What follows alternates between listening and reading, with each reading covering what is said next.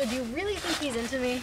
Are you serious? Like, he was staring at you all night. I'm not sure. Like, I just feel like he wasn't into me. I just feel like God, you scared the shit out of me. So how was the bonfire? It was great. I actually met this really cute guy there. Did you actually? Yeah, wait, he actually just texted me right now. I think I'm gonna go meet up with Aunt. No, that's a bad idea. That's a terrible idea. It's dark outside. Yeah, you don't want to be alone out here.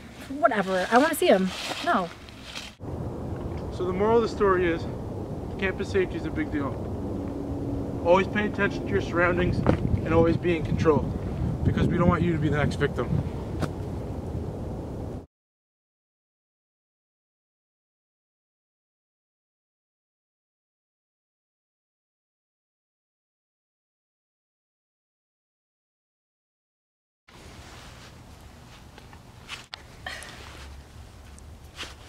Action. That was a bonfire. Really? My bad.